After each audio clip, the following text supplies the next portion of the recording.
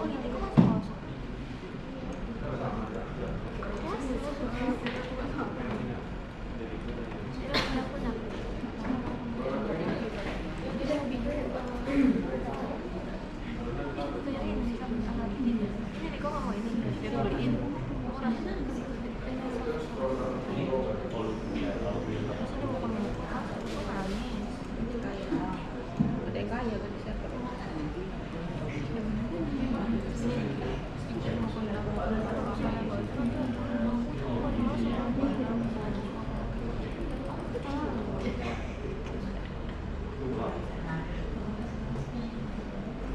Baik, assalamualaikum warahmatullahi wabarakatuh. Selamat pagi, yang kami hormati Bapak narasumber kita, Bapak Densi Bongko, dan juga adik-adik yang tenar-tenar terpilih untuk program inkubasi tahun ini ya, untuk inkubasi pengembangan bisnis digital. Jadi ini adalah pelatihan ketiga kita. Ya, kemarin kita sudah melewati 2 pelatihan yang untuk MPV dan satu lagi apa? Masih ingat? Konten. Apa konten? Konten viral ya, maksudnya itu pembuatan konten yang bisa jadi FYP ya. Jadi, nah untuk hari ini kita akan materi ini seputar tentang pengelolaan keuangan yang berbasis digital. Nanti mungkin Pak Dani yang akan bisa menyampaikan. Nah kemudian juga di sini ada Bu Uji selaku anggota tim juga, dan untuk nanti juga ada Bu Nuriyati juga akan hadir Pak. Nah kemudian saya sedikit akan menjelaskan dan juga sedikit share tentang CV-nya beliau. Beliau ini adalah dosen kewirausahaan, jadi dari Fakultas Ekonomi ya, Fakultas Ekonomi USU. Nah, beliau ini main fokusnya adalah di design thinking dan juga marketing, mentor, dan juga untuk bisnis. Bisnis, dan beliau ini S2-nya dari manajemen USU, Magister Manajemen USU. Tapi beliau ini memang industrial ini kan dari mana? Iya. Dari mana Pak? Dari USU. Dari USU juga. Jadi S1 S2-nya dari USU ya, itu adalah Magister Manajemen USU tahun 2008. Nah, experience beliau ini, beliau adalah CEO dan rata-rata semuanya punya usaha ya. Yang saya hadirkan di sini itu memang rata-rata yang punya usaha gitu ya, memang ahli lah. Amira Aesthetic Center dari 2024 sampai dengan sekarang. Kemudian juga beliau adalah dosen FEB Kewirausahaan USU dari tahun 2021 sampai dengan sekarang. Beliau juga dosen di Wilmar Business Indonesia. Ada tahu kampusnya? Jauh. Tahu di mana?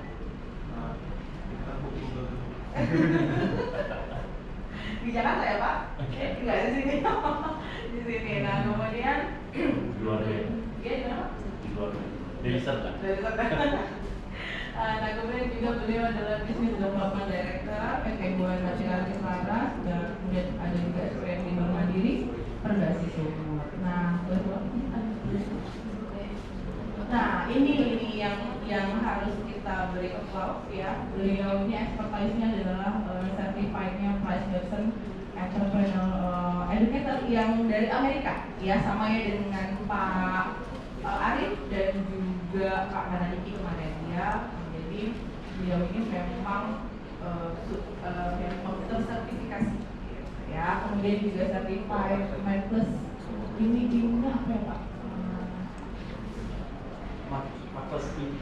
Oke, yang untuk fasilitator, kemudian juga certified in sales BNSP, ada juga certified in service BNSP juga, certified in brand juga BNSP, banyak sekali sertifikasi domain, dan juga tentang design thinking, tentang bisnis model kanvas. Kalian udah pernah buat?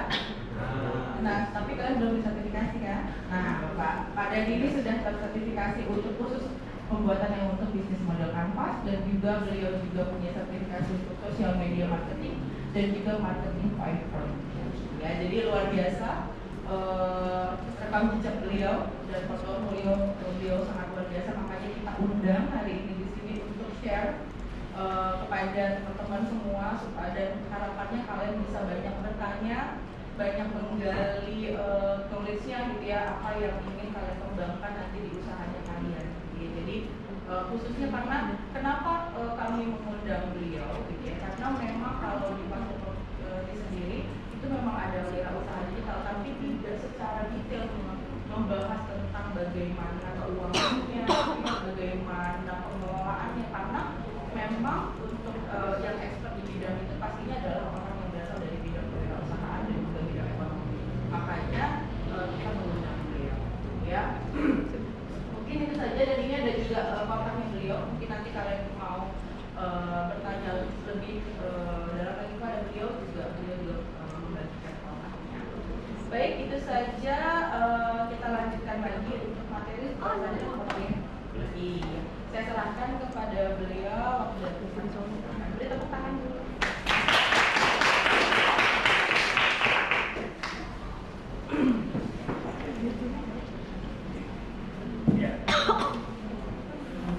Ya, terima kasih Bu Heni atas kenalannya. Teman-teman sekalian juga, selamat pagi, assalamualaikum warahmatullahi wabarakatuh, salam sejahtera semua.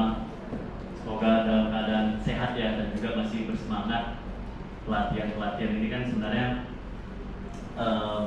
sesuatu yang seharusnya bisa membuat kalian itu bisa upgrading skillnya kalian masing-masing, bukan hanya untuk bisnis, tapi juga overall sebagai seorang manusia juga. Karena sedikit berbagi sama kalian dari yang saya dapat, sebenarnya kalau pelatihan ini bukan hanya sekedar saat kita mau menjalankan bisnis ataupun kita untuk kuliah dan sebagainya, tapi kadang-kadang pelatihan ini pada akhirnya itu bisa kita terapkan ke dalam kehidupan kita sehari-hari juga. Jadi, semoga masih tetap semangat, semoga masih ini ya, willing to learn-nya itu masih tinggi ya, karena kita sebagai seorang manusia itu seharusnya selalu upgrading skill. Seperti yang Bu Eni tadi bilang, nama saya dari Sitompul, saya dosen di program studi kewirausahaan di Universitas Sumatera Utara di Fakultas Ekonomi dan Bisnis. Kalau kalian juga tahu, prodi kewirausahaan ini juga menjadi salah satu prodi yang paling muda yang ada di UNSUM. Jadi kami cukup baru 2021 di sebenarnya buka, baru menamatkan 3 mahasiswa. Ya, yang wisuda baru 2, satu lagi masih belum wisuda, tapi beliau juga sudah selesai. Jadi betul-betul masih baru sekali. Tapi senangnya, rupanya beda dengan di zaman saya dulu. Di zaman saya dulu itu yang ingin menjadi wirausaha pebisnis itu sedikit. Saya dulu kan seperti Bu Heni tadi bilang tuh di S1-nya itu teknik industri khusus di sini. Dari kami itu banyak, satu angkatan itu 70-an orang. Yang ingin menjadi entrepreneur atau wirausaha itu cuma 1, di antara yang lain-lain. Yang lain itu pinginnya itu antara 2, kerja atau sama sekali nggak tahu mau jadi apa. Itu termasuk saya. Saya nggak, justru dulu pas S1 itu di umuran kalian itu nggak tahu mau jadi apa. Dan itu ya ada nggak baiknya juga kalau misalnya kita nggak tahu why-nya kita, kenapanya kita, mengapanya kita itu dalam keadaan sekarang ini. Itu bahaya kalau misalnya kita nggak tahu. Jadi saya pengen sih kalian itu pada akhirnya itu setidaknya di umur kalian masih muda ini mengetahui arah yang ingin kalian capai. Jangan sampai lama baru menyadari, oh rupanya aku suka ini. Ya, seperti yang Bu Heni tadi bilang, saya juga menjadi CEO di beberapa bisnis juga, yang juga berjalan itu, bisnisnya itu Amira Estetik Center itu bisnis keluarga. Ya, istri saya itu seorang dokter di bidang kecantikan. Jadi hal-hal yang teknisnya itu dia yang kerjakan, pasien-pasien dan sebagainya, pelanggan yang datang itu dia. Tapi dari segi bisnisnya itu baru saya yang foto. Saya yang melihat dari keuangannya, saya yang bakalan menstrategikan pemasarannya. Tapi kalau misalnya pasien-pasien pelanggan kami nggak mungkin saya, itu pasti itu istri saya, karena saya bukan seorang dokter. Jadi bergabung keahlian, dan itu juga yang menarik kalau kita bicara soal bisnis. Ya, bisnis itu sebenarnya seharusnya ya dijalankan. Tadi sempat ngobrol sama Bu ini, rupanya kan juga kalian kan multidisiplin juga ya. Ada dari beberapa prodi-prodi yang lain, dan itu hal yang sangat baik. Kenapa? Karena kita sebagai manusia nggak mengetahui segalanya, sehingga kita harus menyadari kekurangan kita di mana, dan justru mencari orang yang bisa menutupi kekurangan-kekurangan kita itu, supaya bisnis atau apapun ya yang kalian jalankan, mau di kelompok, mau di organisasi dan sebagainya, itu bisa berjalan secara optimal. Make sense ya di sini? Okay. Ya, hari ini memang agak berbeda ya dari tadi seperti yang dibilang sama Bu Eni. Keahlian saya itu selain di bidang entrepreneurship, lebih detailnya itu di dalam design thinking. Jadi design thinking ini proses cara berpikir kreatif ya. Kreatifnya itu justru bukan hanya sekedar kreatif yang apa adanya, tapi justru terfokus kepada problem solving. Ya. Kalian pasti pernah dengar ya namanya problem solving. Nah, problem solving itu diawali dari yang namanya empati. Dan enaknya kalau kita bicara soal entrepreneurship sekarang ini, entrepreneurship itu justru ya, kalau orang bilang dulu dia itu adalah bakat. Pernah dengar ya? Kalau saya entrepreneurship, kewirausahaan itu atau berbisnis itu harus punya bakat berbisnis dan sebagainya. Tapi rupanya setelah kita pelajari, setelah banyak teori sudah juga dikembangkan, justru entrepreneurship itu bukan bakat. Dia itu bukan turunan. Justru dia itu adalah skill, keterampilan. Dengan kata lain apa? Kalau misalnya keterampilan ya guys, kalau lama-lama kita selalu gunakan keterampilan itu, apa yang terjadi? Semakin bagus, semakin ahli. Entrepreneurship seperti itu, wirausaha seperti itu, berbisnis seperti itu. Jadi kalau kalian memang misalnya serius untuk menjalankan bisnis, kalian nggak akan pernah bisa berhasil jika kalian menjalankan bisnisnya itu hanya sekali-sekali. Oh, hari ini buka, besoknya enggak, besoknya lagi aduh malas, nanti aja lah. Dalam weekend aja nggak bisa. Kalau kalian ingin sukses di dalam dunia bisnis, ingin menjadi wirausaha hebat, itu memang harus konsisten, harus selalu. Kenapa? Karena dia itu skill. Skill kalau kita tinggalkan, ya kan, jadinya kan kita menurun skillnya. Karena skill itu bukan berarti kita sekali kita udah latih, itu akan bertahan di situ. Ya. Jadi kita harus selalu kita latih dan sebagainya. Sama kayak rata-rata yang pasir kom semuanya. Ya. Kalau pasir kom ini, gue ini coding ya. Kalian belajar coding ya.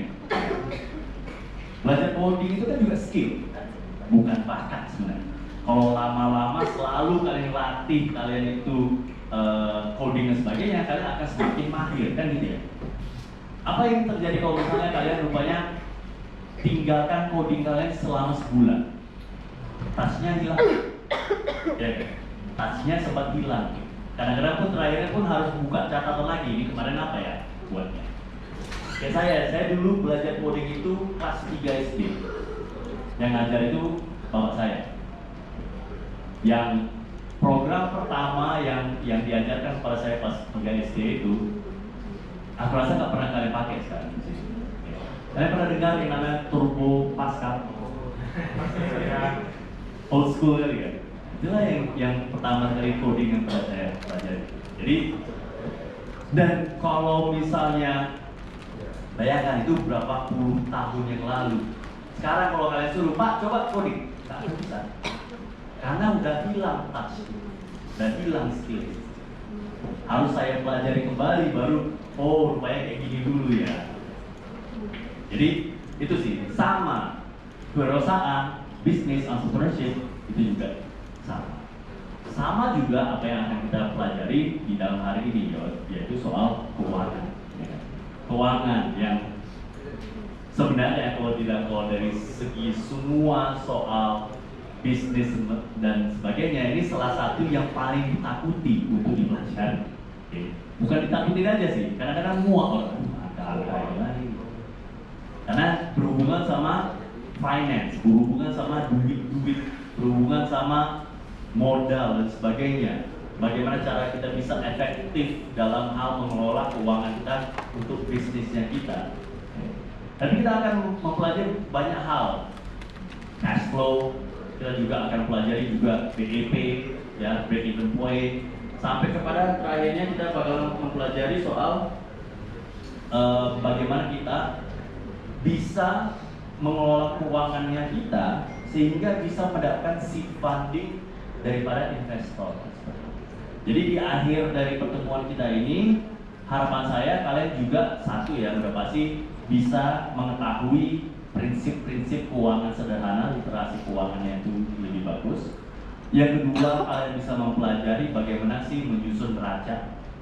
Yang ketiga, kalian memahami soal BEP, ya, balik modal lah ya kalau kata-kata sederhananya, sampai kepada menyusun suatu pitch deck sederhana yang mungkin bisa kalian gunakan untuk kalian lakukan pitching nantinya. Saya nggak tahu apakah nanti kalian akan ada pitching competition atau enggak. Ya harapannya sih ada, supaya kalian bisa saling mengetahui seberapa dalam kalian bisa mempresentasikan bisnis kalian masing-masing. Jadi taking game itu yang bakal kita coba pelajari di dalam waktu berapa jam ini, 2-3 jam ini.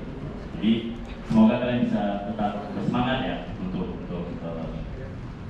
pelajari. Oh, saya seharusnya share screen. Ya, nah, yang Zoom nggak nampak. Sorry orang-orang yang di Zoom. Oke, semoga kalian bisa dapat sekarang. Oke, so ya di agenda yang akan kita coba pelajari tadi sudah saya coba bilang bagaimana keuangan di startup itu seperti apa. Ya kita bakal belajar soal manajemen itu seperti apa. Praktik juga mengetahui soal QRIS, ya. Siapa sih yang nggak kenal QRIS atau KRIS, ya kan? Kita bakalan juga lihat apa sih dampak daripada KRIS ini. Bagaimana kita bisa membuat KRIS sendiri, ya. Jadi kita akan praktek itu sendiri, walaupun mungkin kalian juga sudah tahu, tapi ya ada baiknya juga kita belajar ulang bagaimana membuat KRIS untuk bisnisnya kalian. Okay. Menyusun laporan keuangan yang sederhana, menghitung break even point, simulasi juga pengajuan pendanaan atau seed funding itu. Semoga sih sempat. Saya takutnya itu waktunya cukup, dari kita coba secepat mungkin bisa sampai kepada simulasi pengajuan. Nah, diskusi dan tanya jawab justru karena waktu kita itu justru nggak terlalu banyak ya, nggak seharian ya. Saya sini hanya sampai pas sebelum sholat Jumat, karena kan sholat Jumat. Jadi di saat kalau misalnya kalian mempunyai pertanyaan, itu silakan langsung aja pun nggak apa-apa. Oke, langsung raise hand-nya aja. Begitu juga kalau misalnya di dalam ini ya Zoom, di Zoom meeting kalau misalnya ada yang mau ditanya, itu silakan raise hand. Nanti saya coba sebisa mungkin untuk langsung bisa melihat ya ada yang bertanya atau tidak. Oke, so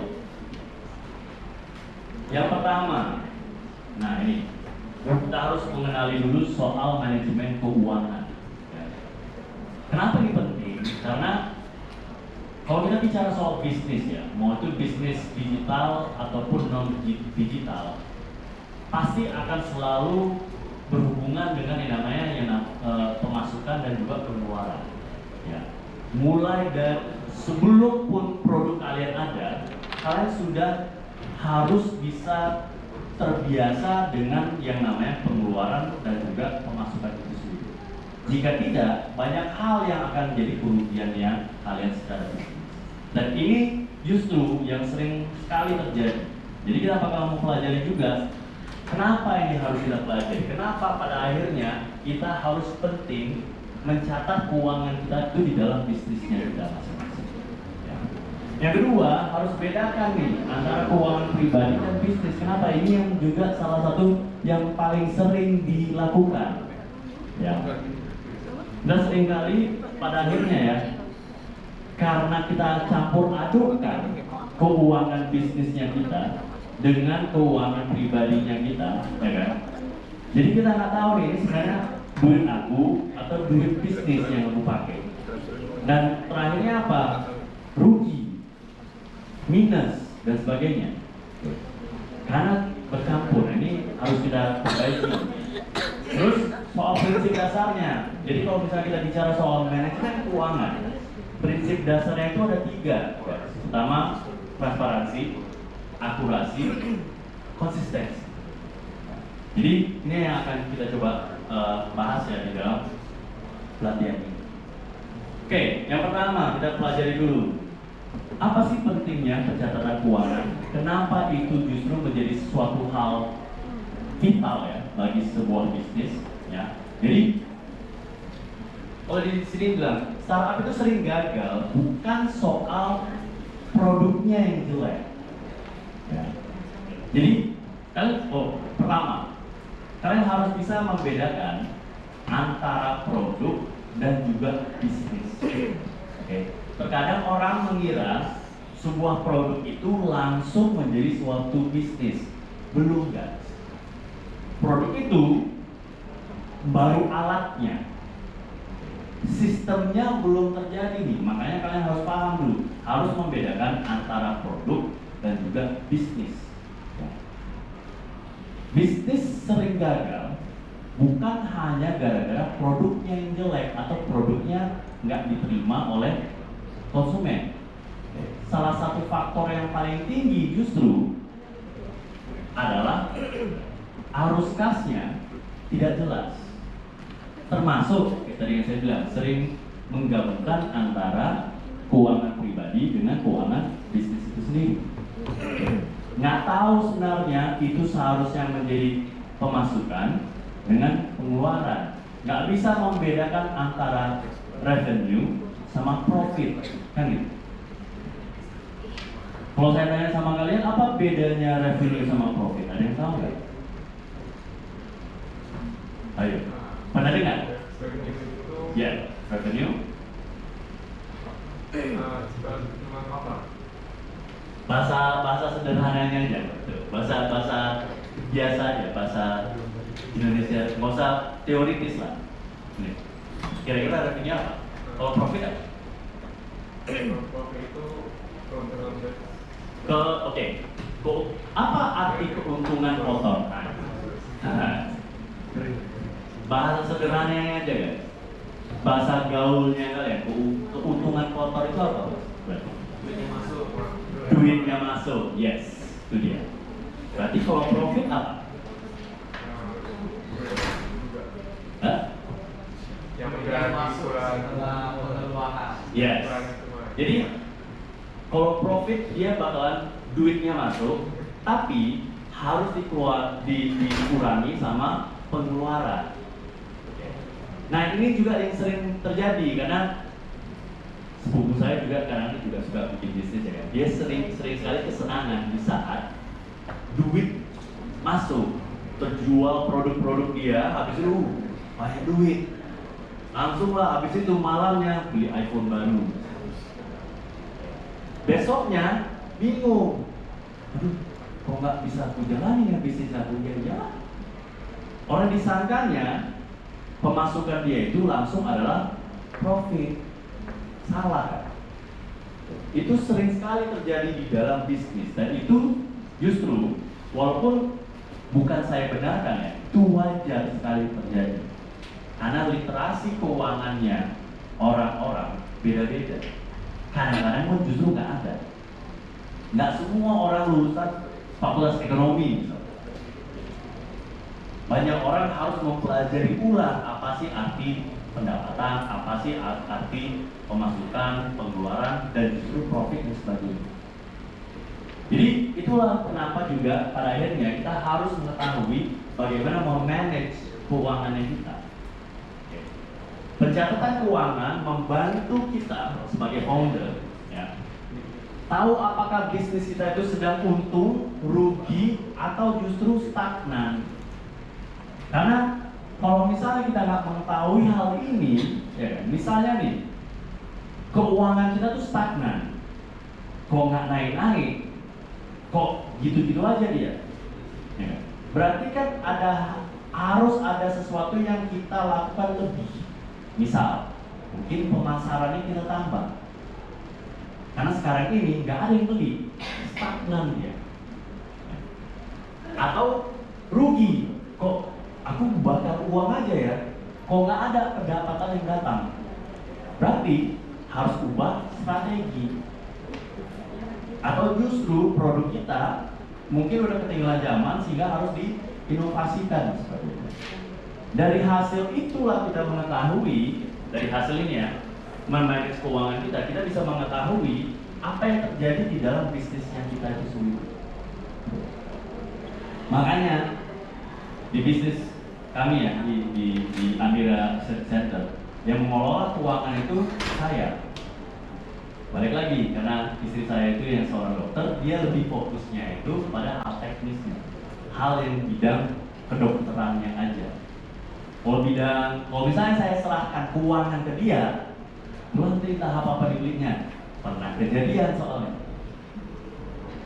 Jadi daripada rugi di situ, oke, stop. Keuangan aku yang pegang, pemasaran aku yang pegang. Hal yang berkaitan sama menjalankan bisnisnya, biar aku yang pegang. Soal pasien, pelanggan, iya. Namanya tim. Jadi balik lagi guys, kenapa penting kita mempelajari ya soal memanage keuangan itu? Salah satu faktor terbesarnya itu kita nggak bisa membedakan apakah arus kas kita itu untung, rugi, atau bahkan stagnan. Nah itu harus kita rubah. Nah contohnya misalnya startup kuliner, ya kan, berbasis cloud kitchen. Jadi dia jika tidak mencatat ya, bisa salah mengira bahwasannya laku banyak itu sama dengan untung, padahal belum tentu.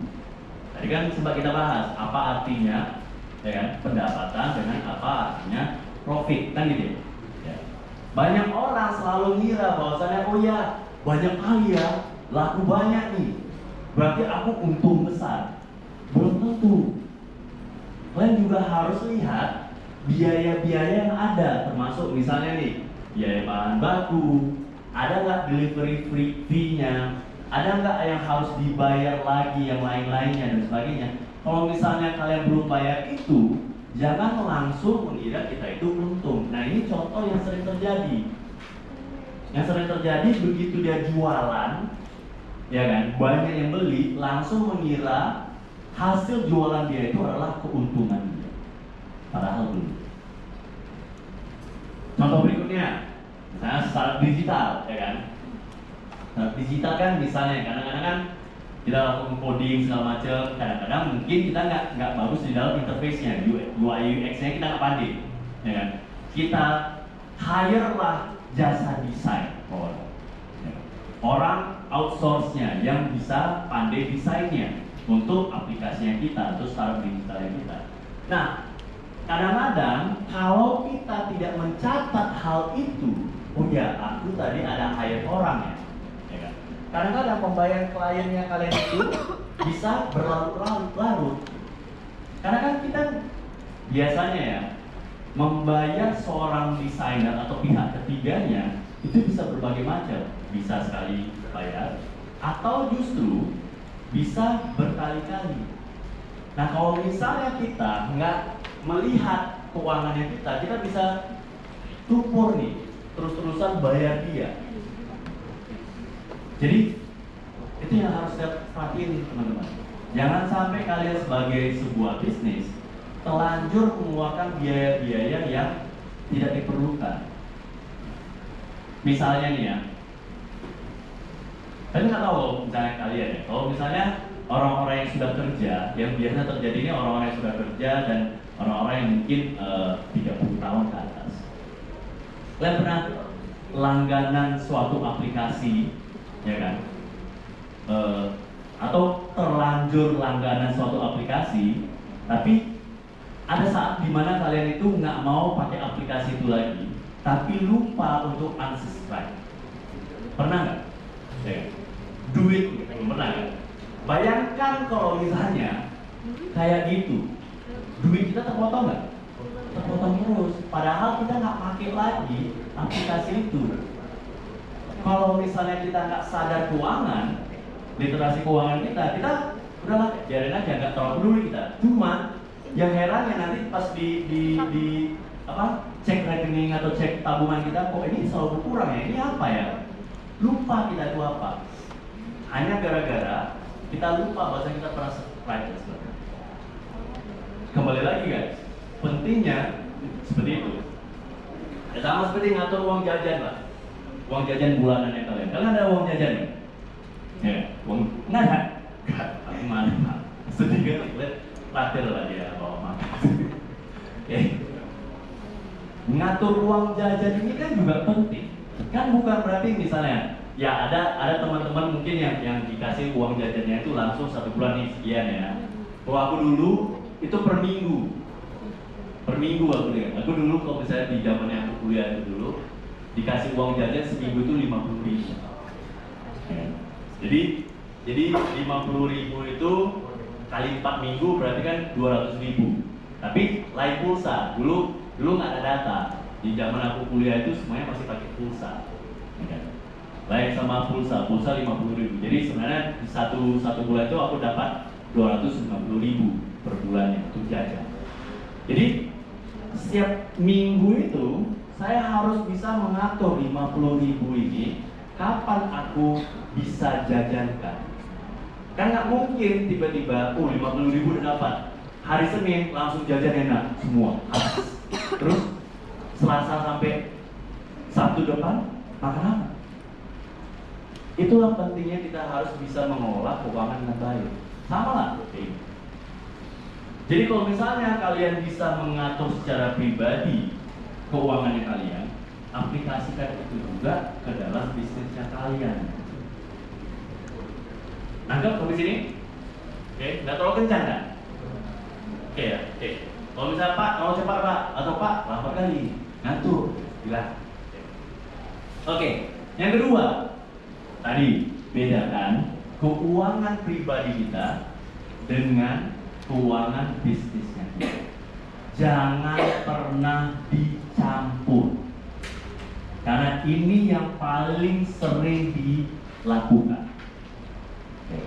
Itu juga gunanya kenapa seharusnya kita memiliki jangan hanya satu tabungan. Tabungannya kita itu setidaknya nih 2. Satu memang untuk pribadi, satu untuk bisnis. Mau lebih banyak lagi? Boleh. Pak, aku satu lagi untuk investasi. Good, silakan. Pak, aku satu lagi untuk yang senang-senang. Oke, Pak, aku satu lagi untuk biaya-biaya lain. Terserah kalian, tapi jangan pernah digabung antara yang namanya pribadi, keuangan pribadinya kalian dengan keuangan bisnis. Nanti kalian sendiri yang bingung. Keuangan pribadinya kalian nanti kalian pakai, atau justru sebaliknya yang lebih gawat, keuangannya bisnisnya kita pakai untuk hal kepribadian kita. Itu buruk. Itu seringkali terjadi. Jadi kalian harus dipisahkan. Jadi banyak founder pemula mencampurkan rekening pribadi dengan rekening bisnisnya.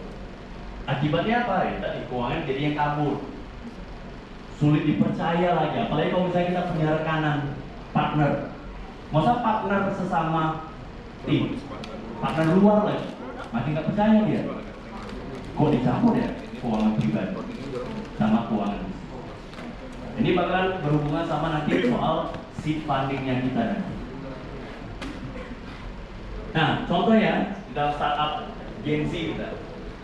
Founder startup fashion online, uang hasil jualannya dipakai untuk bayar nongkrong. Gitu dia bilang, aduh lah, dapat nih banyak duit, nongkrong lah, beli kopi dulu. Kore enak nih. Kalian mau kore, sama aku aja. Langsung, yang lain pun usul aja lah. Oh mau lah, ikut. Tapi jadinya apa? Nanti kalian bakalan bingung nih memisahkan antara duit yang kita punya untuk bisnis dengan duit pribadi. Apalagi duit bisnis itu belum kalian kurangi lagi dengan keperluan biaya-biaya yang harus kalian bayar nanti.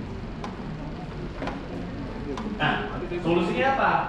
Bikin rekening khusus bisnis. Nah ini, ya nggak perlu spesifik rekening yang kalian buka itu rekening bisnis di dalam suatu bank. Rekening pribadi kalian sendiri tapi lain rekening atau justru lain bank. Karena ada juga kan tabungan bisnis namanya, usaha, nggak perlu segitunya juga, boleh ya aja. Tapi seminimal mungkin buka tabungan yang lain aja. Walaupun atas nama kalian, lebih bagus memang atas nama bisnis itu. Bagus.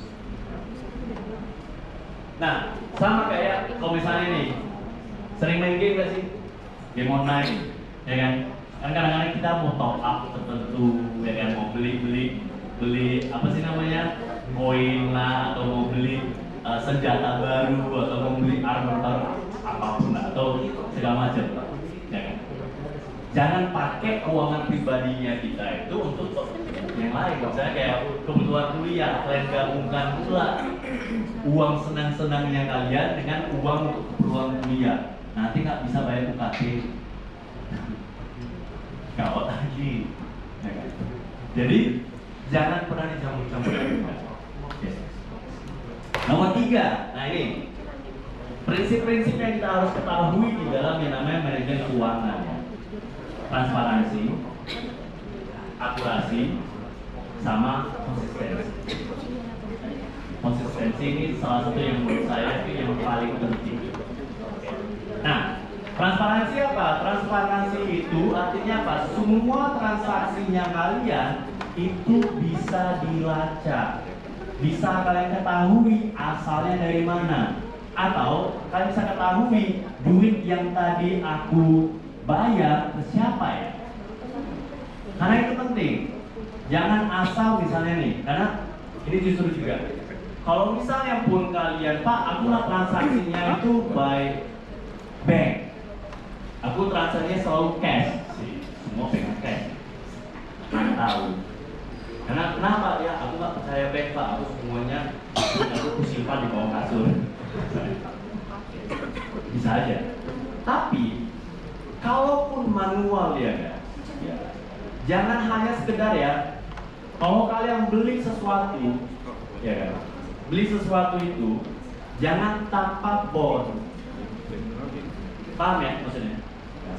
Kalian harus ada suatu sistem di mana ada hasil pencatatan keuangan itu. Oh, tadi aku misalnya nih, aku beli komputer baru, PC, laptop baru, misal.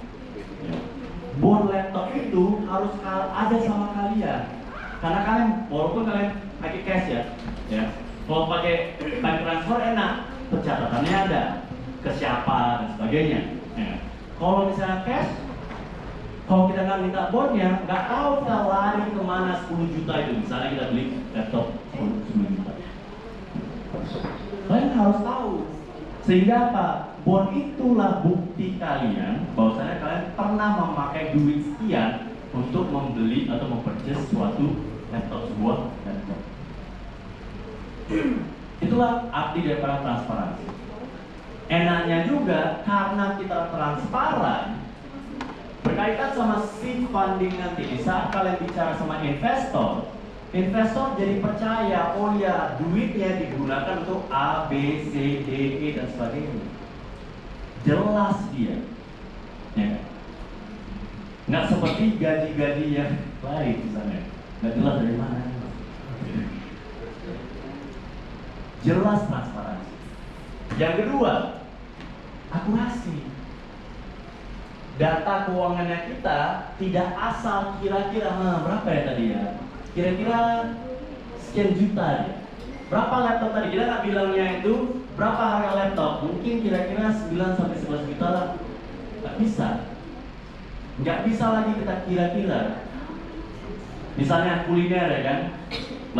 Kalian usahanya kuliner, ya kan? Misalnya jualan burger. Berapa satu hari kalian beli burgernya, dagingnya? Kira-kira 5 sampai 10 kilo deh. Bisa. Memang harus akurat. Itulah gunanya. Akurasinya, data keuangan itu nggak bisa asal-asal. Kenapa? Dicatat langsung. Pernah kalian rupanya, misalnya nih ya, ke suatu toko, beli suatu barang, ya kan? Habis itu di saat check out mau bayar, berapa? Berapa ya? Di sini sih 10.000 aja deh. Nggak mungkin kan? Pasti tertera di hasilnya berapa harganya. Dan kita bayar juga segitu. Lebih pun nggak apa-apa, ada kembaliannya. Yang jelas adalah nggak akan bisa kita dalam artian jahat ya menipu di situ. Kenapa? Akurasi datanya ada, pencatatannya ada, nominalnya di situ ada. Jadi nggak bisa kita bilang misalnya ke investor, oh bisnis aku bagus, banyak untungnya. Oke, mana? Masalah dilihat malu, nggak bisa. Di saat ditanya sama investor, benar nggak memang segitu? Dibuka catatan keuangannya, nggak bisa dia nipu. Oh ya benar, untung. Oh nipu dia, nggak ada untungnya. Belum dikuranginya dia. Paham ya maksudnya? Ini nomor 3 kayak tadi saya bilang, ini yang paling penting menurut saya, konsistensi. Gunakan sistem yang sama setiap bulan, atau bahkan kalau aku bilang setiap hari. Jangan rubah-rubah. Misal kalian menjalankan bisnis, kalian memakai rekening di bank A. Udah di bank A aja. Jangan nanti tiba-tiba, aduh, jalan lagi ribet pakai bank A ini, pakai bank B aja. Ada kok duitnya. Gak bisa guys, nggak usah. Bingung nanti. Dan jadi tanda tanya. Misalnya nih ya, duit bisnis kalian tuh di bank A. Anggaplah di dalam duit itu ada 100 juta. Di bank B, duit pribadi ada sekitar 500 juta. Bisa. Dan inilah sok keren aja sekarang. Punya duit ya. Oke. 100 juta. Tiba-tiba kalian ingin membayar, ya kan? Pihak ketiganya kalian, jasa dia untuk membuat website. Dia website yang dibikin itu 30 juta. Terus rupanya, aduh, mahal sekali ke bank. Di aplikasi aku nggak sampai dia 30 juta limitnya, cuma 10 juta. Tapi di aplikasi yang bank B, dia sampai 50 juta bisa aku transfer. Udahlah nggak apa-apa, aku pakai yang bank B aja. Nanti duit itu, duit yang di rekening A, nanti aku pindahin ke rekening pribadi aku. Itu justru jadi tanda tanya bagi investor. Kenapa kok uang bisnis dipindahin ke uang pribadi? Mencurigakan. Walaupun kita udah pernah memakai uang pribadi kita untuk membayar si pihak ketiga. Nggak usah, lebih mending kita capek-capek ke bank untuk mentransfer 30 juta itu dari rekening asal bisnis kita. Daripada bolak-balik jadi catatan yang mencurigakan. Walaupun sebenarnya logikanya nggak salah, ya kan? Duit-duit kita, toh juga aku ganti, kan gitu. Tapi secara bisnisnya mencurigakan. Kalau diperiksa BPK, kenapa itu? Badan Pengawas Keuangan. Belum lagi, abis itu KPK pula masuk. Wah, nggak bisa nih, duit bisnis ke duit pribadi. Cekrek, dah masuk lagi kita penjara. Bisa. Daripada kayak gitu, makanya lebih mending ya udah duit bisnis itu walaupun agak lebih capek, udah gunakan itu. Paham ya maksudnya? Itu satu soal konsistensi. Yang kedua, soal konsistensi ini ya. Aku nggak tahu apakah kalian kalau misalnya kalian pakai aplikasi keuangan nggak di dalam, bukan aplikasi bank ya, tapi misalnya untuk mencatat pengeluaran kalian, pemasukan dan sebagainya, itu bagus. Tiap hari kan kalian update? Tiap hari ya? Bagus. Itulah kebiasaan konsistensi yang harus dilakukan. Jangan sekali-sekali lupa kita nyatat pengeluaran kita minggu depan, seminggu lagi loh. Kan udah beda lagi. Kita harus membiasakan hal-hal kecil pun harus konsisten. Jadinya habit jadinya, suatu kebiasaan yang bagus. Oke. Nah contohnya di startup ya, misalnya nih startup SaaS, software as a service ya, kampus. Setiap subscription dicatat otomatis di dashboard, ya, memudahkan laporan keuangan tertentu.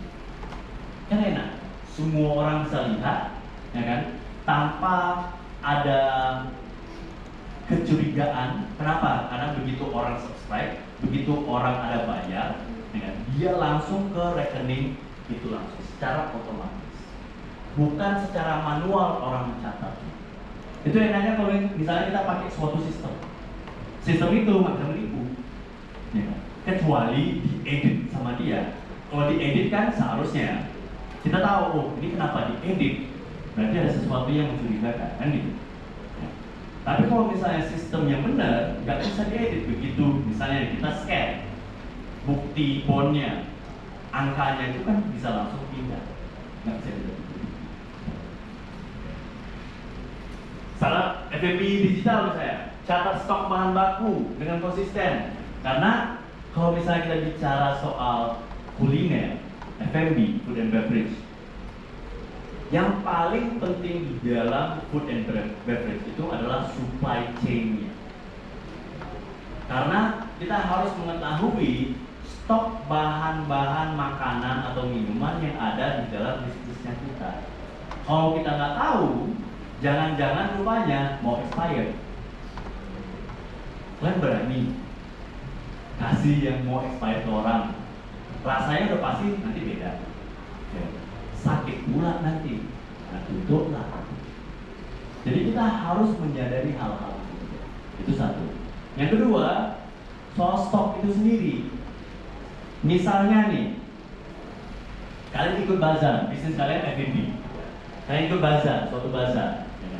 Kalian sadar bahwasannya bisnis kalian itu kayaknya ini bakal laku keras. Banyak orang minat terhadap makanannya kalian.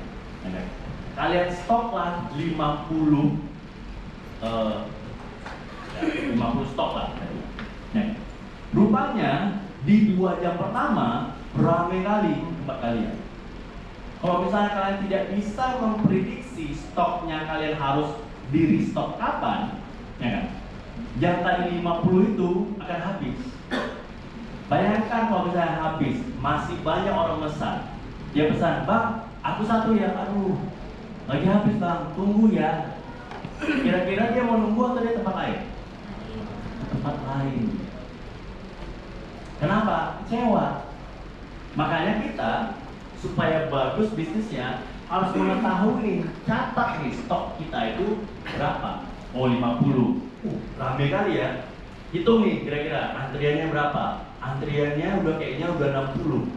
Nih langsung nambah lagi 70 dan sebagainya. Berarti 50 ini bakalan cepat habis. Dengan kata lain, di saat kapan aku harus restock kemungkinan besarnya pas tengah udah harus pesan lagi lah stok baru. Kalau enggak nanti habis.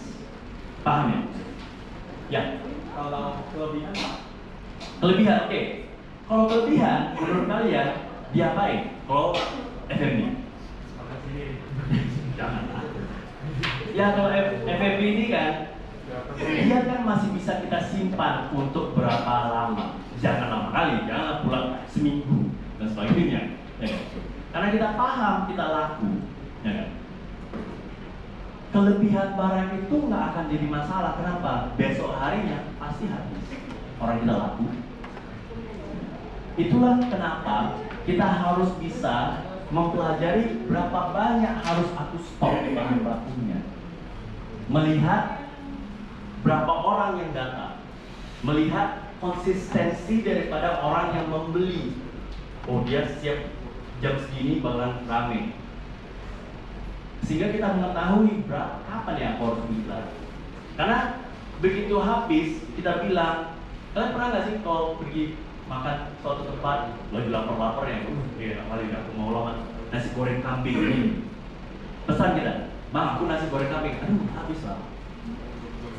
Oh beda, nasi goreng daging lah, aduh itu habis lah. Oke, nasi goreng biasa aja lah, nasi goreng lah yang habis lagi,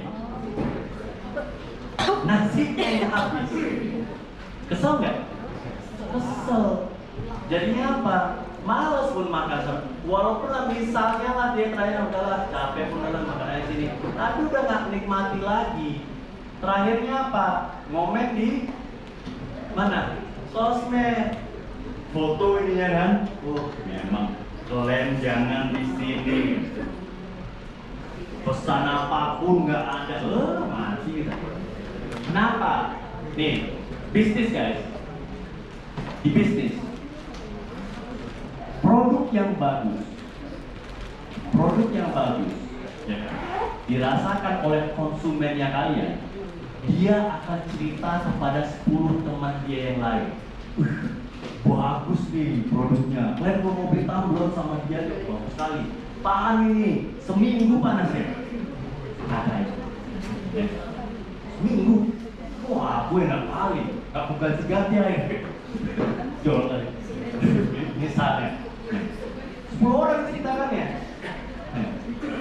Tapi kalau misalnya bisnis kita produknya jelek, kalian tahu berapa orang diceritain? 100 orang dia bakalan cerita. Termasuk orang nggak dikenal dia, ketemu tengah jalan, kalian jangan beli ini ya. Entah siapa diceritain ya. Jelek, bocor di mana-mana, jangan, rugi. Sama siapapun yang cerita, kenapa? Karena dia udah kesel. Mati buah katanya seminggu.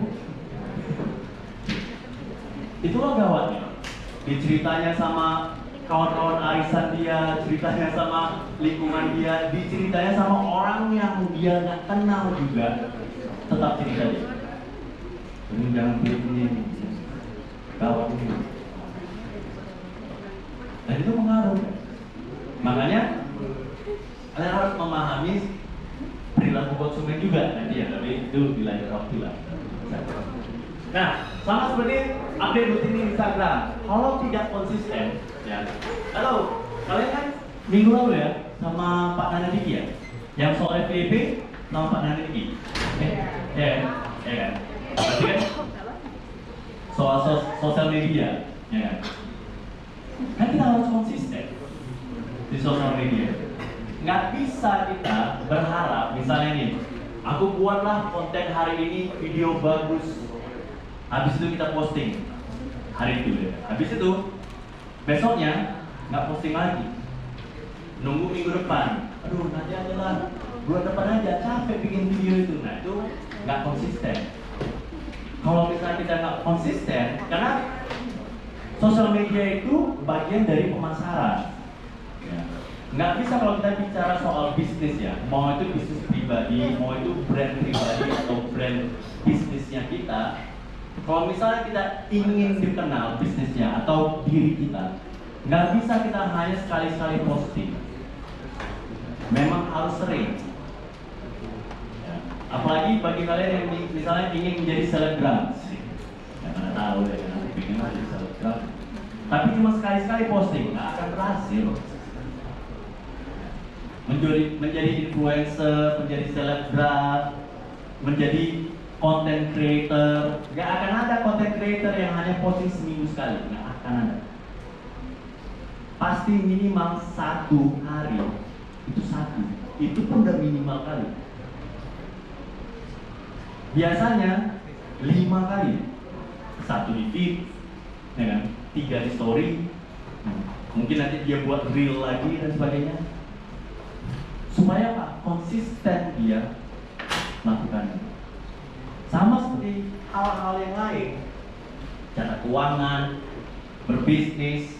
Kalau kalian ingin sukses bisnisnya, nggak akan pernah bisa sukses kalau misalnya sekali-sekali aja kalian jalannya. Pak, kami kan kuliah, ya kan? Alasan kalian kan bakalan gitu. Kami ada kelas Pak. Aku nggak ada menyuruh kalian itu menjalankan bisnisnya itu 24 jam. Itulah enaknya bisnis digital. Bisnis digital itu walaupun dia makanan, ya, itu bisa buka 24 jam. Itulah bagusnya kenapa kita harus mengenal AI.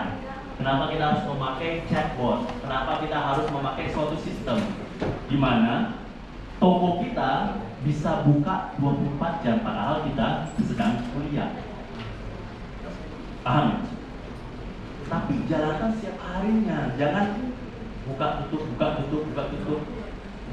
Maju mundur kayak ingus. Paham ya maksudnya? Oke. Masuk kita pada Chris Juri. Nah, ini jadi salah satu, kenapa ini menjadi salah satu faktor yang lumayan besar ya, apalagi di zaman sekarang, apalagi di generasinya kalian. Karena kan generasinya kalian itu adalah generasi yang ingin secepat mungkin melakukan sesuatu, instan dan sebagainya, termasuk membayar, ya kan? Berapa di antara kalian masih banyak mengantongin duit? Nggak ada kan? Aku pun nggak ada. Itu kadang-kadang pun jadi blunder sendiri, apalagi kalau saya bayar parkir, lupa. Aduh, nggak ada uang kecil. Ya mana lain. Terus kalau misalnya Pak, Juris bisa, kalau tak tahu kan, salah lagi. Ya kadang-kadang itulah taking give ya. Saya juga dompet ada, tapi isinya nggak ada. Isinya cuma paling KTP, SIM, FPWP, kami kan perlu itu. Lainnya duitnya ada. Karena memang kita memang udah hidup di zaman yang serba digital. Tapi memang ya, walaupun kayak gitu kalian juga harus tetaplah harus menyediakan kadang-kadang ada duit cash. Ada saat tertentu yang tiba-tiba mengharuskan kita tuh. Tapi kalau kita bicara soal bisnis, ya, bisnis ini kan selalu berkaitan sama perilaku konsumen.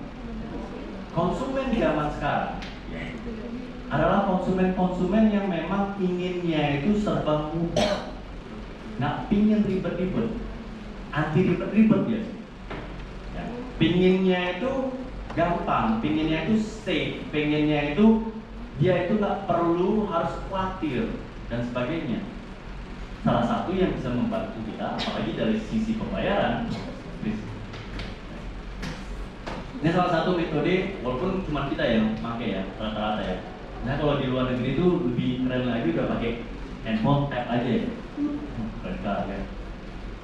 Kalian pernah ngerasa sangat kampungan?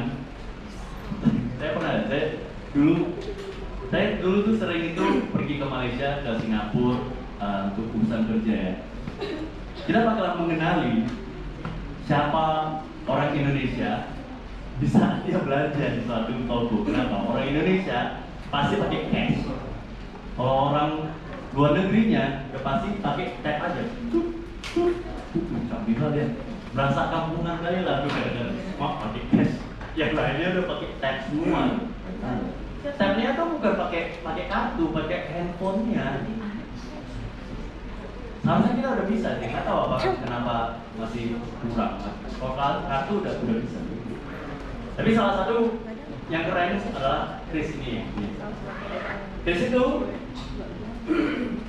apa itu Chris, manfaatnya itu bagi saat gimana, kita bakalan lihat ya juga praktek membuat Chris untuk bisnis, simulasi penggunaan. Ini kalau yang kedua ini kalian pasti udah tahu ya itu gimana, tapi kita masuk sedikit soal Chris ini sendiri. Kenapa masuk ke dia? Karena pada akhirnya ya ini justru akan memudahkan kita mencatat keuangan.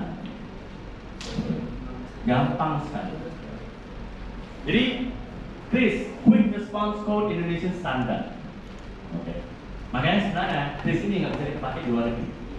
Nggak akan ada toko-toko di luar negeri yang Sir, do you have Chris? dia pun, Chris Rock, Chris Rock.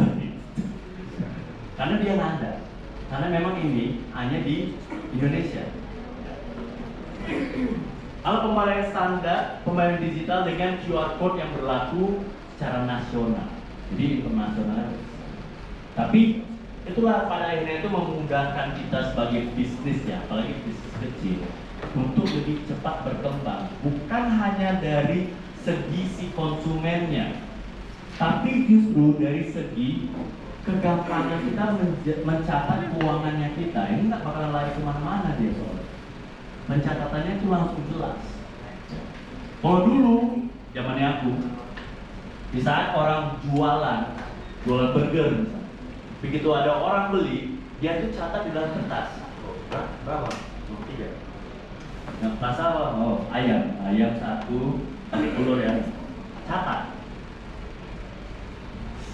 Terus nggak perlu. Begitu kita scan, yang kita pesan itu berapa macam, harganya berapa, udah langsung lengkap di situ. Gampang kan? Memudahkan kita untuk menyusun laporan keuangannya. Pelanggan kita itu bisa bayar lewat berbagai aplikasi dompet digital, GoPay, OVO, Dana, Link Aja, ShopeePay, termasuk juga bank pilihan yang kalian masing-masing. Jadi ini akan sangat memudahkan kita untuk bertransaksi, untuk pada akhirnya itu menjalankan bisnisnya kalian. Di saat kalian misalnya ikut bazar misalnya, ya kan? Nggak perlu lagi dia bayar tunai, habis itu kalian sibuk, ntar ya bang kembaliannya, lari dulu kemana cari kembalian. Dulu kan itu, capek kali kan? Capek kali nunggu dia, balik mana kembaliannya. Dengan Kris, scan, terbayar, lihat, oh masuk. Mudah. Nah, di generasi startup, misalnya kamu bikin bisnis kopi kekinian berbasis cloud kitchen di Medan, ya, daripada bikin QR code berbeda untuk setiap e-walletnya, cukup 1 klik aja. Pembayarannya itu jadi 1 pintu, nggak kemana-mana nih, 1 pintu itu sendiri.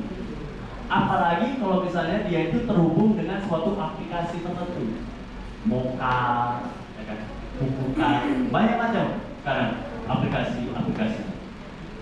Dimana setelah dia menerima itu bisa langsung tercatat di dalam laporan keuangan. Sehingga kita bisa lihat nih berapa sih yang sudah kita dapat. Kita bisa menggunakan berapa banyak dana sebagai berapa banyak duit. Itu kegunaannya sih. Oke. Ya, praktik membuat Kris juga gampang sebenarnya. Ada yang udah pernah buat? Belum pernah. Sebenarnya sih gampang ya. Tapi berdasarkan pengalaman saya, yang paling gampang justru kalau menurut pribadi saya pakai Dana. Kan ada Dana? Ada ya. Paling gampang di Dana. Kalau di Dana, oh dia. Kalau kalian pakai Dana,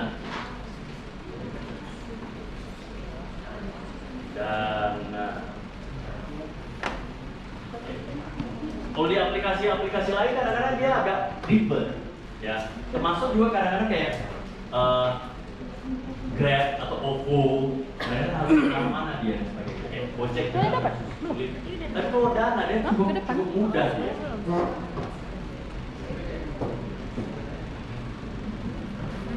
Nah, di Dana kalian tinggal ada 2 cara sih. Pertama ya, kalau kalian buka Dana kalian tinggal pergi ke saya, pojok kanan bawah atau Mi, ya kan? Di atas itu ada pilihan personal sama bisnis. Ya, kalau misalnya personal langsung tuh bisa nampilkan QR code yang kita langsung situ langsung dia dapat. Yes, gitu. Okay. Kalau misalnya kita ingin buat bisnis, ya, tinggal klik ke bisnisnya kita di sebelah. Tuh. Tapi di sini daftar. Kita memasukkan nama bisnis. Di sini ada dibilangnya. Nah, profil usahanya. Ada nama usaha, jenis usaha, bidang usaha, terus pemasukan per bulan, lokasinya kita tuh di mana, ya kan? Baru nanti segala hal itu baru nanti kita submit. Dari situ baru nanti kita dapat si QR code-nya kita, kris-nya kita itu, yang bisa kita gunakan untuk metode pembayarannya untuk bisnisnya itu tadi. Jadi enaknya kayak tadi yang saya bilang ya, aplikasi-aplikasi seperti Dana, Shopee, GoPay, Grab dan sebagainya, di saat kalian sudah terbiasa dan menggunakan hal itu, jadinya mencatat keuangannya kita tuh jauh lebih mudah karena nggak akan kemana-mana gitu. Laporannya itu langsung real time. Jarang, nggak tahu ya. Saya sendiri sih nggak pernah menemukan masalah di saat saya menggunakan QRIS-nya Dana ini sendiri atau yang lain-lain. Nggak ada jeda yang lama. Semenit udah lama kali. Pasti biasanya akan langsung masuk. Habis itu enaknya langsung tahu kita dari siapa, dia beli apa, berapa jumlahnya. Jadi menyusun laporan keuangannya kalian itu jadinya jauh lebih mudah. Paham ya di sini? Oke. Nah jadi ya mudah-mudahan kalian bisa praktek untuk membuat QRIS itu sendiri karena itu mudah sekali, apalagi kalau pakai Dana itu langsung klik pribadi itu langsung keluar. Mana tahu kalian mau coba kirimkan ke kawan-kawan kalian masing-masing berapa? 10.000 kirim. Balik ya 10.000. Oh nggak mau lah. Tapi aja. Kau kemarin utang 20.000 sama aku. Bisa dicoba. Kalau bisa coba nggak? Oh nggak. Ada yang mau pernah coba? Ayo. Kenapa aku mau percaya sama kawan aku ini gali-gali ya. Ya pengalaman saya sih kalau Dana jauh lebih mudah sih dibandingkan sama lain. Kalau ini ada yang mau potongan atau pak ada fix berapa persen? Adminnya ya, adminnya kalau yang baru ini kan kayaknya admin itu sangat berat. Iya. Kalau GoPay sama OVO ya kan belum pernah saya pakai sih, Dana sih belum pernah ada potongan apa-apa. Even pun bisnis. Ya. Enaknya sih sih, tapi nggak tahu kalau GoPay sama OVO. Dana sih relatif enak. Sama kayak link aja juga mudah. Rata-rata sih jarang ada potongan yang begitu berarti sih, guys. Nggak potongannya itu istilahnya kayak gini, potongannya itu nggak sebesar sampai dia tuh terimpact kepada keuangannya kita. Karena walaupun ada fee tertentu, anggaplah itu uang capek daripada kita yang setorkan. Misalnya nih, daripada tunai, habis itu kita nggak ada kembalian, nyari kembalian kemana-mana dan segala macam, capek. Apalah arti 500 perak atau 1.500 atau 1.000 dibandingkan kalau kita harus cari-cari kembalian. Misalnya gitu, ibaratnya kayak gitu. Makanya saya nggak pernah terlalu ini ya khawatir dengan kalau misalnya ada fee kecil seperti itu. Karena kita bisnisnya kan bicaranya skalanya seharusnya itu lebih scalable, lebih besar lagi. Paham ya maksudnya ya? Oke.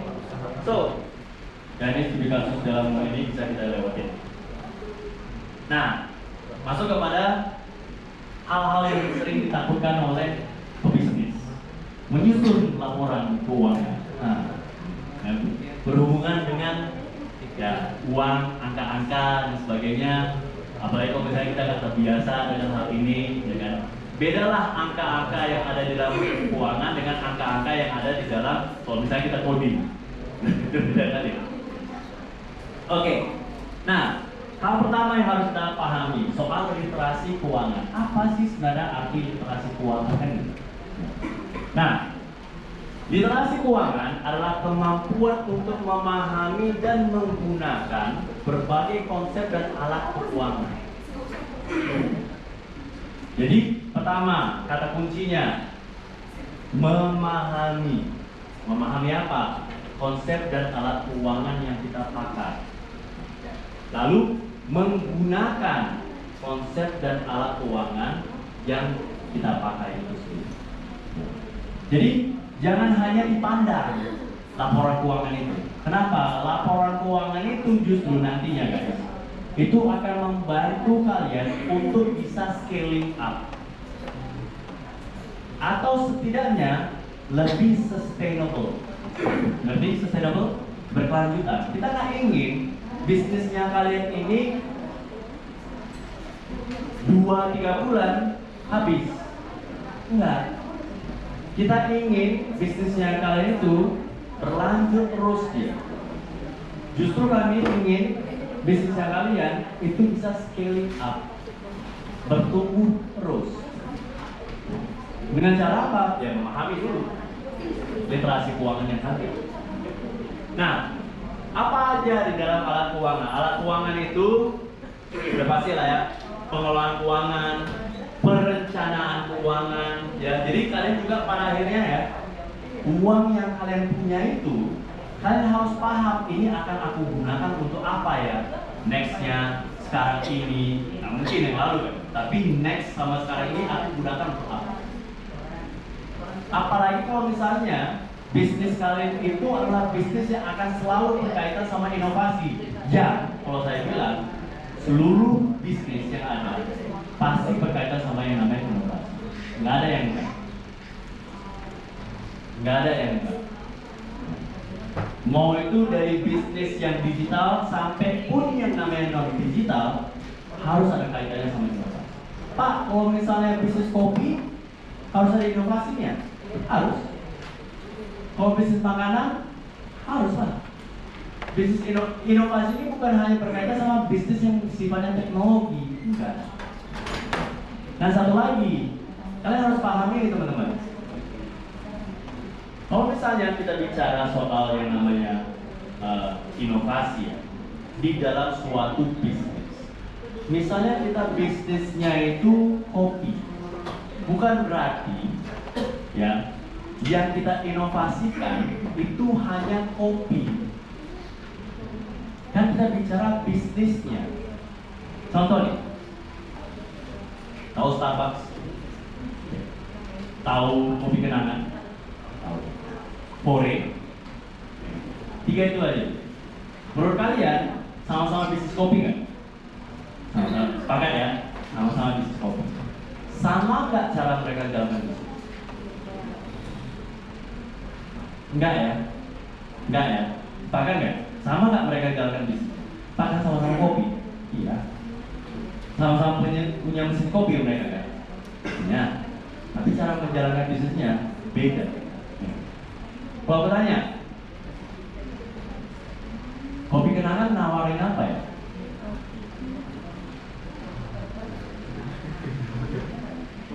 Ayo. Kopi kenangan dia nawarin apa? Pore nawarin apa? Starbucks? Nah. Apa yang ditawarin? Mereka bisnisnya kopi, ya kan? Tapi yang ditawarkannya apakah hanya kopi? Enggak. Kalau aku bilang ya, aku nggak tahu. Ada yang pernah minum kopi Starbucks? Belum. Hasilnya yang bagi yang belum ya. Bagi yang pernah, menurut kalian, aku juga pernah ya. Menurut kalian kopinya enak nggak? Enak. Berarti kalian nggak pencinta kopi. Kopi Starbucks itu nggak ada enaknya. Jauh lebih enak kopi warkop harga 5.000. Kalau misalnya kita memang suka kopi, Starbucks nggak ada enaknya. Harga Starbucks berapa? 50.000, ya kan? 50.000. Kopinya nggak enak, harganya 50.000. Kok bisa ya? Ya kan? Kan jadinya nanya kan itu kok bisa? Jadi apa yang sebenarnya ditawarkan Starbucks sehingga kopinya itu bisa 50.000? Apa? Gengsi? Kan? Gengsi. Kalau gini, apa nilai tambah yang ditawarkan oleh Starbucks? Apa yang membedakan dia dengan Fore, dengan kopi kenangan? Tadi kan sepakat kita berbeda mereka ya, ya kan? Berbeda mereka. Walaupun sama-sama bisnis kopi, ya. Fore berbeda dengan Starbucks, Starbucks berbeda dengan kopi kenangan juga berbeda dengan Fore dan sebagainya. Ya kan? Ketiga hal ini, kalau kalian perhatikan, sama sekali tidak fokusnya kepada kopi. Ayo. Jadi kenapa mereka fokusnya ke bidang kopi ya? Padahal yang mereka tawarkan bukan kopi. Apa yang ditawarkan sama Starbucks jadi? Bukan biji kopi, kopinya aja nggak enak. Kopinya nggak enak. Sampai aku bilang kayak gini. Kalau misalnya nih, kalian mana tahu ya kan, udah nggak diboikot lagi. Mau jajan ke Starbucks ya kan? Ya. Aku sarankan sama kalian, jangan pernah, kalau kalian mau beli kopi Starbucks, ini ya, jangan pernah take away. Nah, kenapa Pak? Karena kalian bakalan rugi. Ingat tadi aku bilang lebih enak kopi yang rasanya 5.000 kan? Karena memang segitulah harga kopi sebenarnya, kopinya Starbucks 5.000 ya. Karena nggak enak kopinya, karena yang ditawarkan dia bukan itu. Yang ditawarkan Starbucks experience apa? Nongkrong di situ. Kalian perhatikan seluruh cafe Starbucks suasananya sama, layoutnya bisa beda-beda, suasananya sama. Dari mulai lightingnya, berapa cahayanya itu diatur mereka, dan itu standar. Ada musik ya, mereka, ya, speakernya ada, desibelnya setiap kafenya itu sama. Kenapa? Dia paham. Aku pengen orang yang nongkrong itu nyaman, sehingga ada musik, tapi nggak akan mengganggu saat dia bicara sama kawan dia. Ada musik yang bisa kita dengar, nggak akan terganggu dengan kalau misalnya ada orang bicara juga. Itulah pandainya Starbucks, karena dia jual itu experience. Yang dia inovasikan bukan kopinya, experience-nya kita saat kita jajan ke Starbucks. Makanya 50.000 itu, 5.000-nya itu di kopi, 45.000-nya itu harga kalian itu nongkrong di sana. Jadi kalau misalkan take away, kalian rugi 45.000. Starbucks ketawa-ketawa, kena tipu. Makanya kalau misalkan mau jajan Starbucks, nongkrong walaupun cuma 5 menit, supaya kalian ngerasain experience-nya. Udah, gak rugi aku 45.000, baru pulang.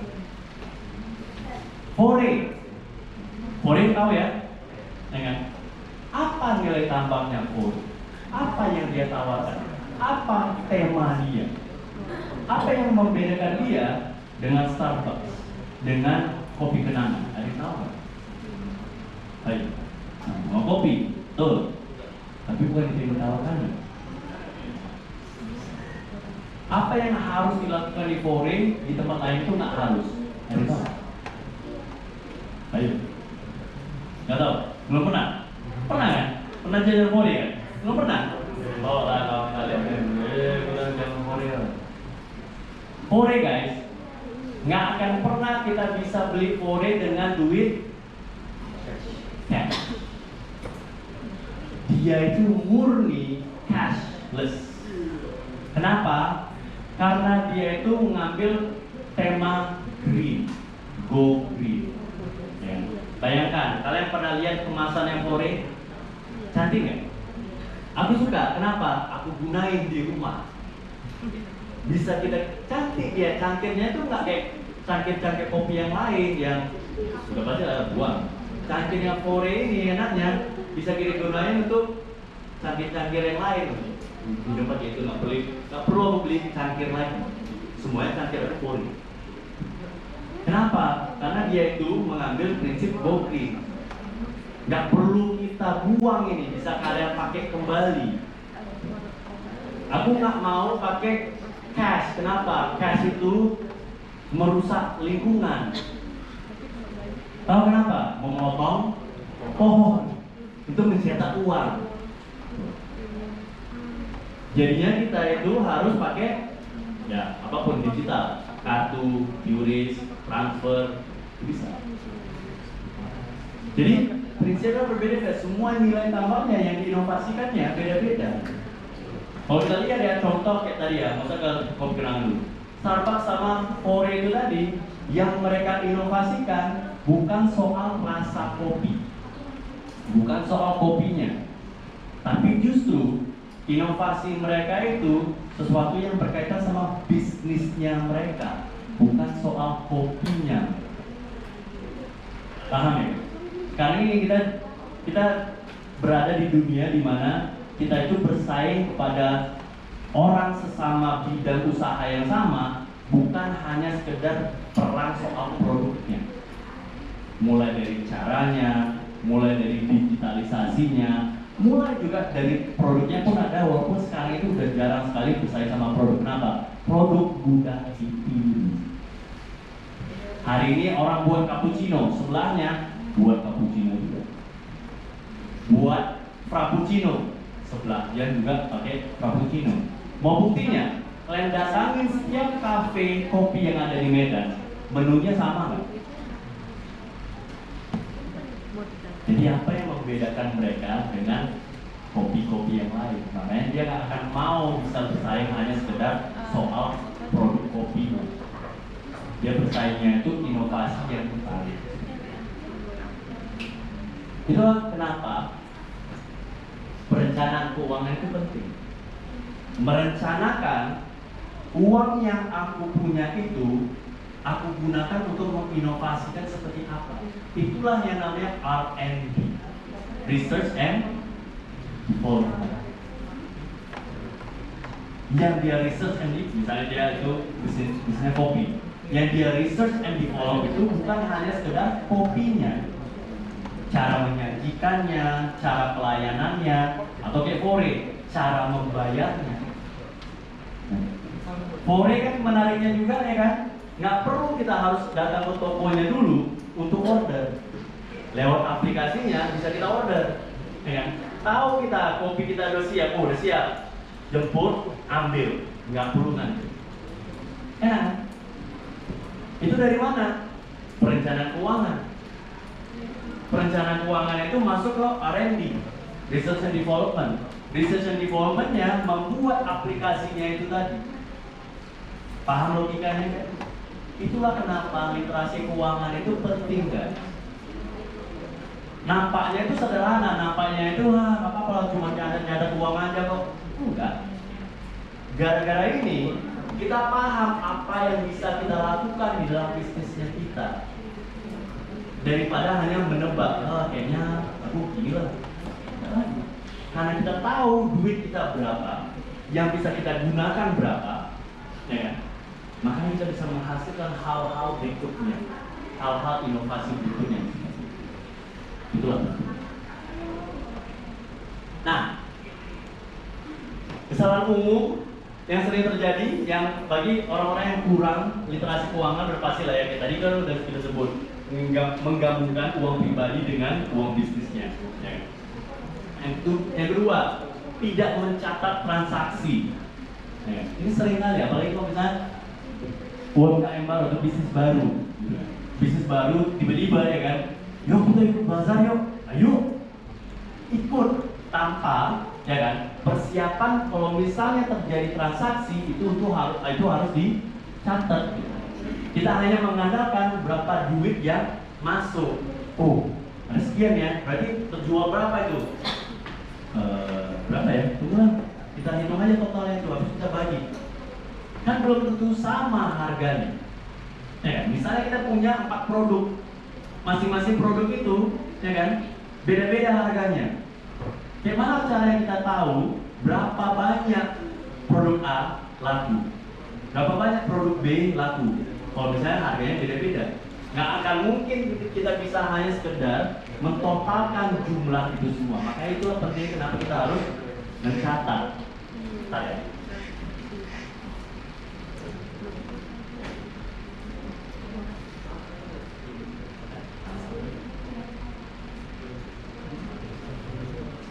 Oh, belum. Bimtek sudah boleh.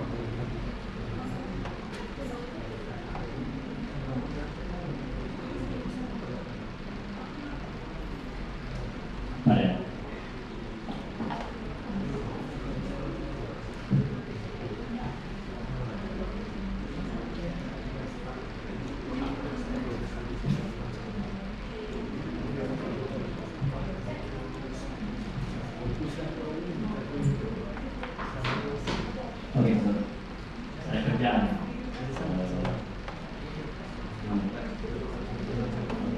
Ya, tidak mencari transaksi. Yang kedua, yang ketiga, tidak tahu apakah usahanya untung dan rugi. Nah ini juga gawat, ya. Karena kita nggak mencatat atau dia kurang literasi keuangannya, dia justru nggak tahu nih apakah dia itu untung ataupun rugi.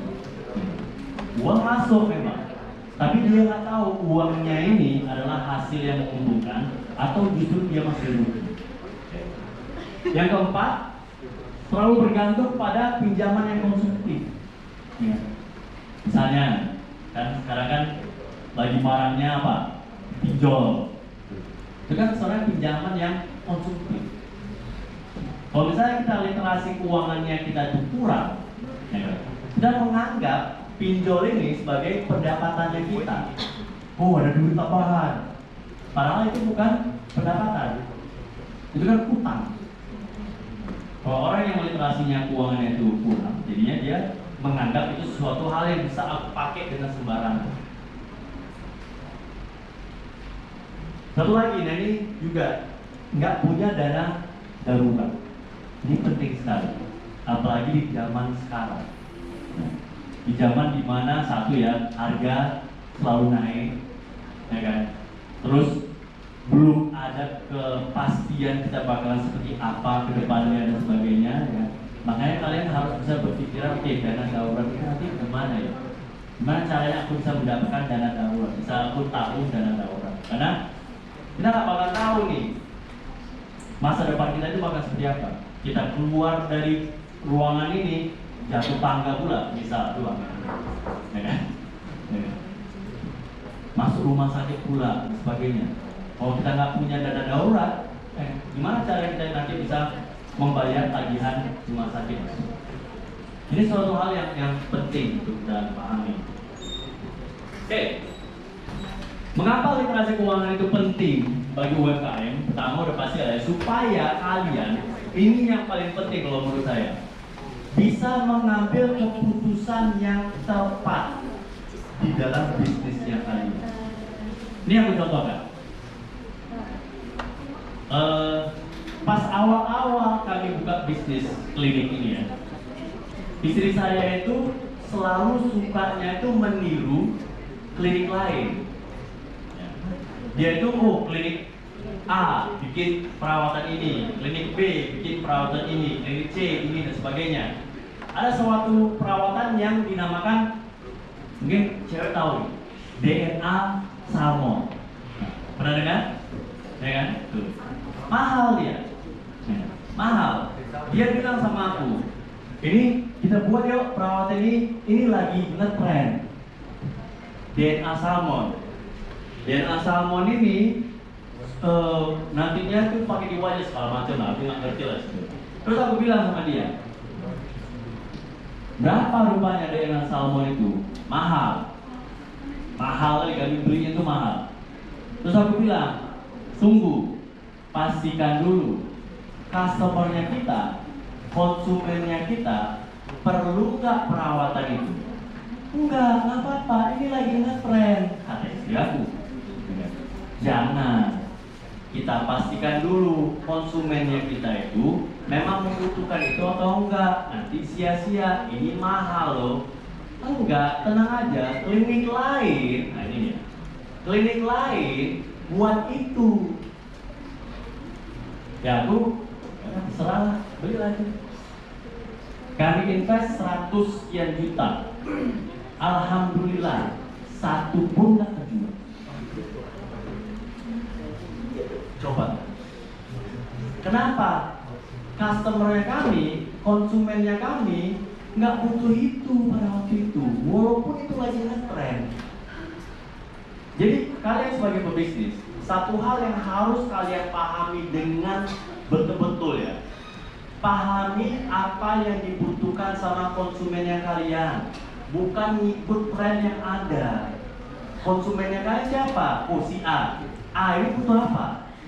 Itu yang disediakan. Nah, kalau misalnya kita nggak mempunyai literasi keuangan yang bagus, kita nggak bakalan bisa nih ngambil keputusan yang bijak. Ada kok dana kita, ada memang. Nggak khawatir aku soal dananya itu sendiri. 100 juta itu yaudahlah.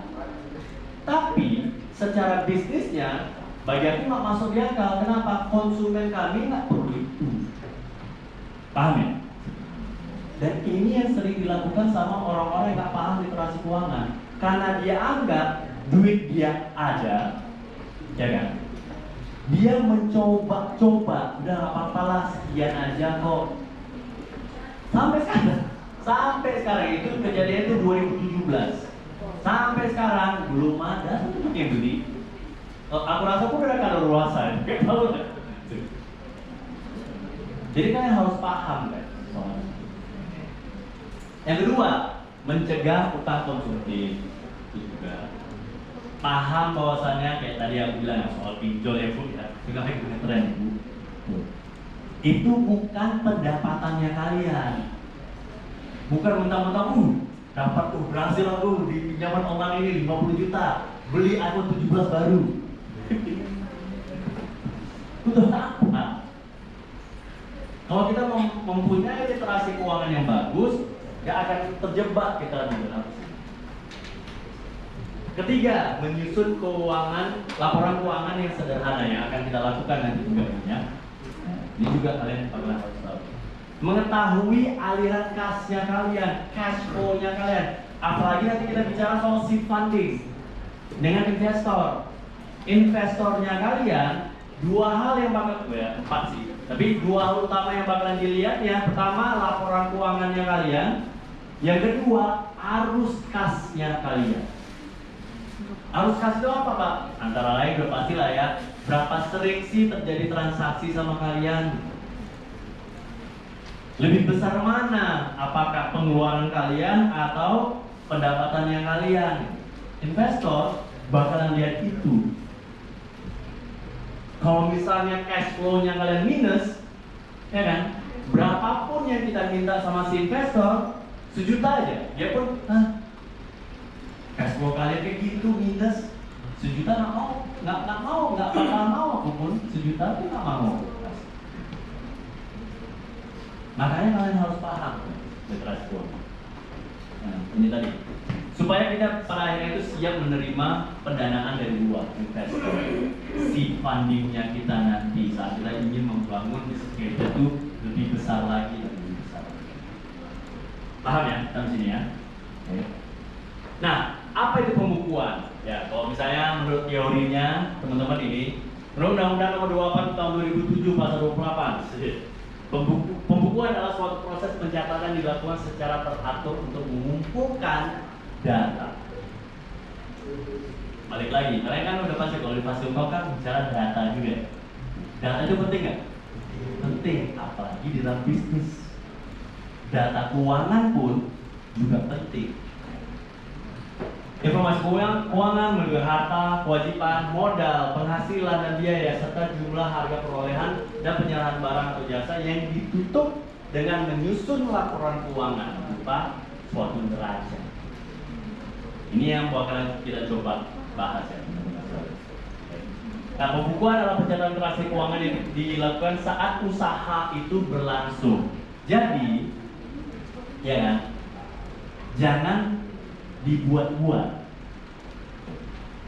Memang pembukaan itu pasti terjadi saat kita melakukan bisnis itu, real time seharusnya.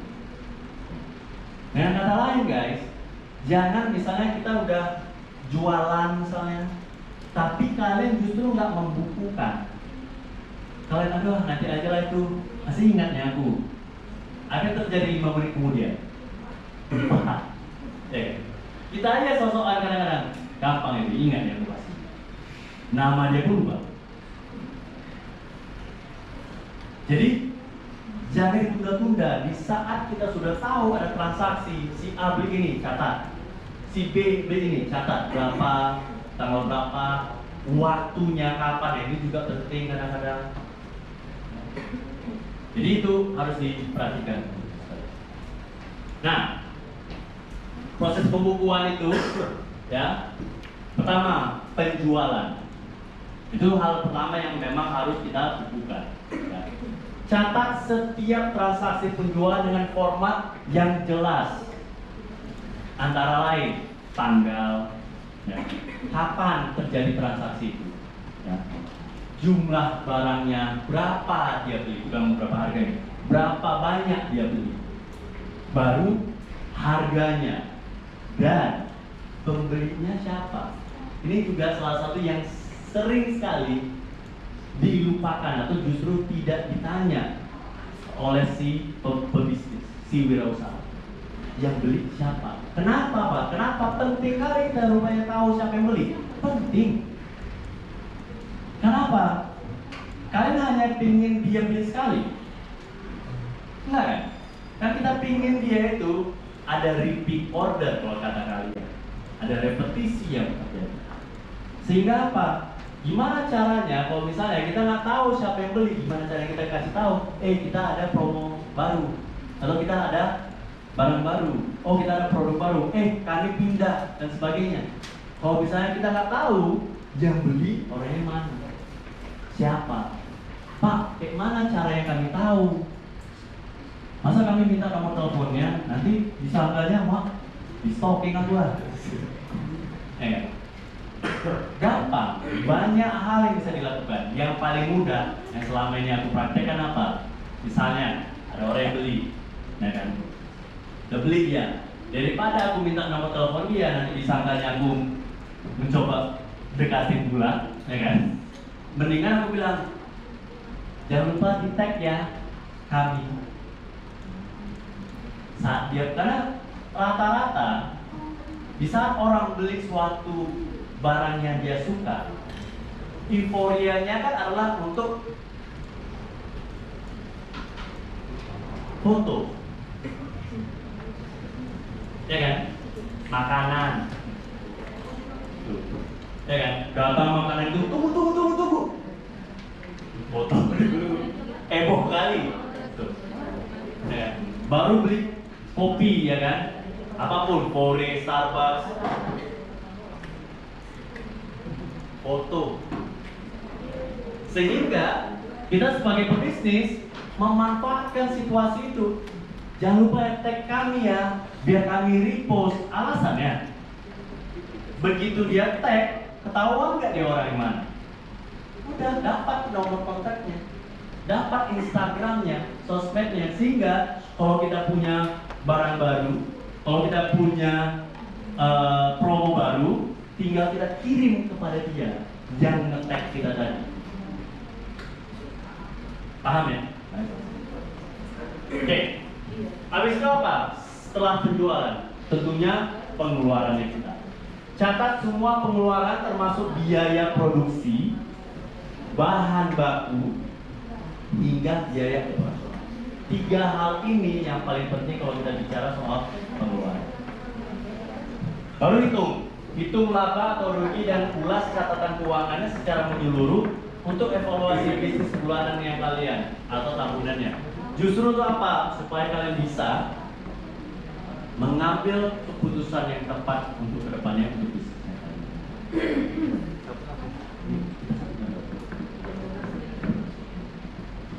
Rasa ya? Oke, tahap pertama. Kalau kita bicara soal catatan pemasukan. Pertama, kita bakal bicara soal 4 hal ini: modal, penjualan, pinjaman, penerimaan piutang. Rekam data penjualannya itu, pertama, pastikan mencatat semua transaksi penjualan, semua guys. Walaupun dia hanya beli aksesoris kecilnya, catat, karena itu sebagai pemasukannya kita. Jenis catatannya itu bisa berupa kwitansi, bisa berupa invoice, atau buku kasnya itu sendiri. Ini harus kalian paham. Dokumen faktur penjualan, nota, atau surat jalan yang harus dicatat. Pertama itu adalah nama barangnya, atau jasa ya, harganya, jumlah, serta tanggal transaksi, sama kayak tadi satu lagi, si pembelinya itu siapa itu. Nah ini kan manual guys. Bayangkan kalau saya akan pakai aplikasi, jauh lebih gampang.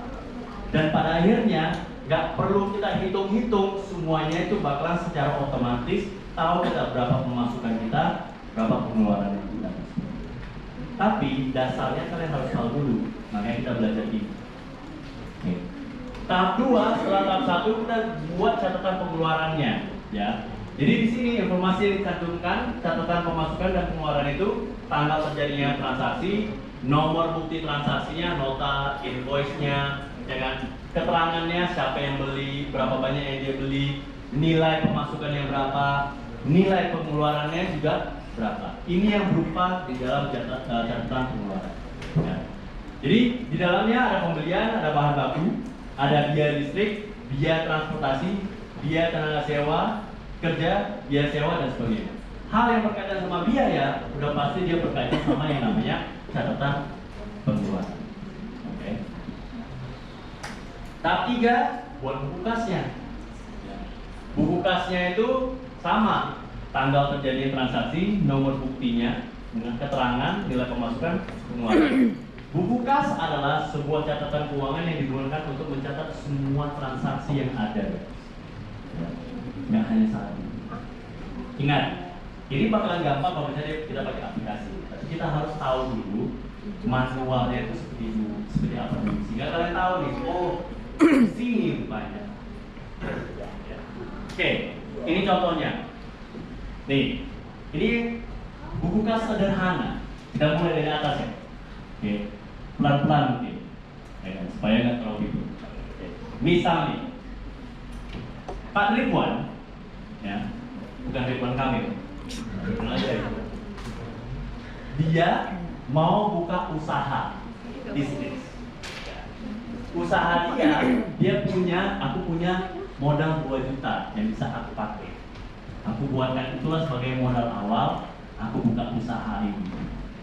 Oke, nah, dia masukkan ke debit. Nah, ini satu lagi yang kalian harus tahu. Beda pencatatan keuangannya pribadi kita dengan catatan keuangannya bank. Kalau pemasukan di pribadi itu di debit, kalau di bank kredit. Beda. Paham ya di sini? Itu harus, jangan heran, Pak, tapi nanti kalau notifikasi aku di bank, kalau misalnya udah masuk kenapa kredit? Memang kebalikannya di situ. Itu harus paham. Oke, si Pak Ridwan di tanggal 2 Agustus 2022 dia mulai berbisnis. Ya. Dia catatlah modal aku, Pak Ridwan, dicatatnya ke dalam debit dia. Oke, sehingga saldo dia 2 juta. Oke. Nah, di tanggal 3 besoknya kayaknya harus mulailah berbisnis ini. Sebelum aku mulai, mungkin ada sesuatu yang harus aku beli. Oke, belilah dia, beli peralatan usaha dia. Ada wajan, kompor, alat masak, dan lain-lain. Yang totalnya semua 1.200.000. Sehingga 2 juta, ini ya, lihat ya, arus kasnya 2 juta dikurangin dari kreditnya 1.200.000, sehingga jadinya 800.000. 800. Ya. Jadi duit yang sekarang ada sama Pak Ridwan hanya 800.000. Oke, nangkep ya sampai sini. Oke, habis itu tanggal 4 kan dia baru ada alatnya. Kayaknya bahan bakunya perlu nih. Aku belilah bahan baku di tanggal 4 Agustus 2022, Pak Ridwan beli bahan baku, tepung terigu, daging ayam, telur, bumbu, dan lain-lain. Dengan total harga 550. Berarti ini dikurangi ini? Bukan, nah, jebak ya. 800 dikurang 550, dapatnya 250.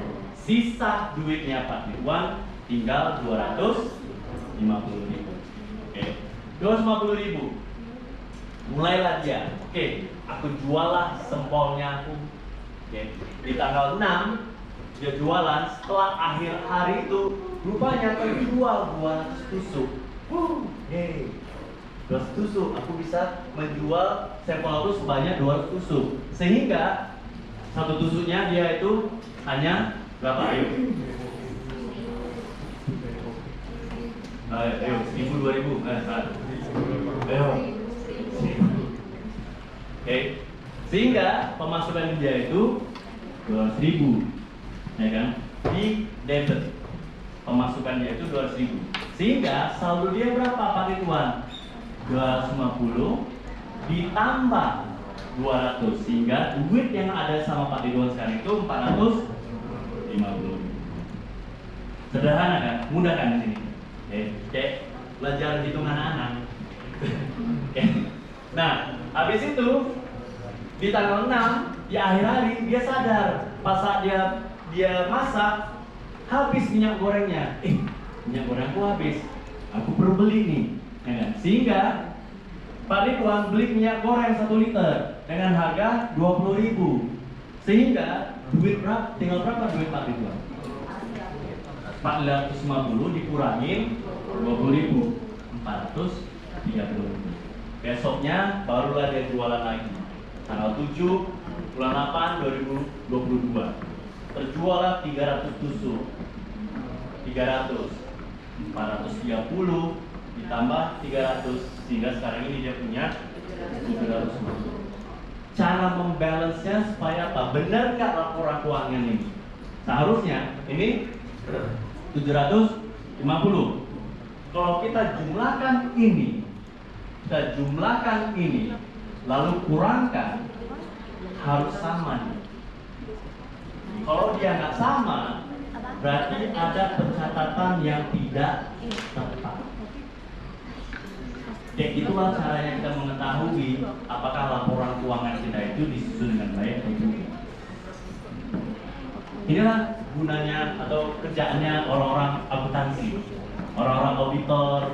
Dilihatnya tuh berapa nih selalu? Oke, ini sama nggak? Kurangi? Kok beda? Oh, korupsi. Siapa ini korupsi? KPK inilah kerjaannya berasa. KPK, BPK. Paham ya sampai sini? Oke, kalau udah paham, kerjainlah. Ayo, sama-sama aja, sama-sama. Oke.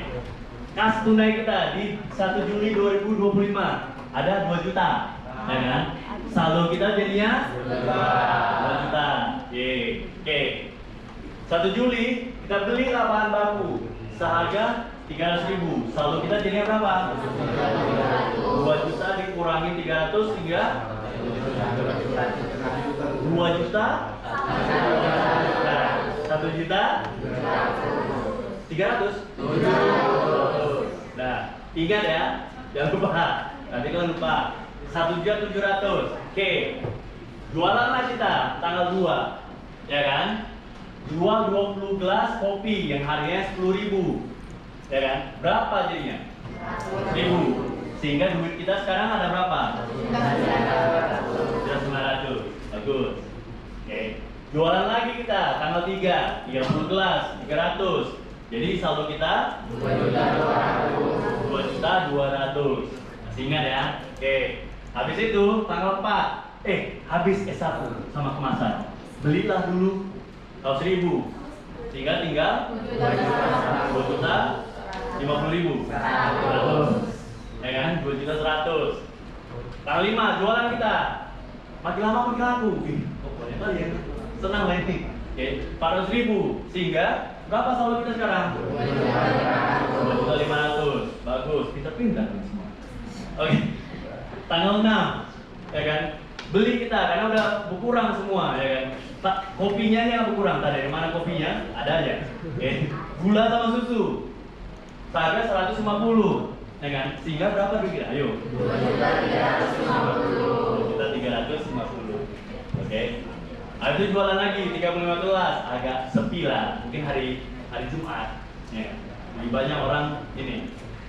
350. Sehingga berapa? 2.700.000. Coba 2.700.000 kan tadi? Coba totalkan nih.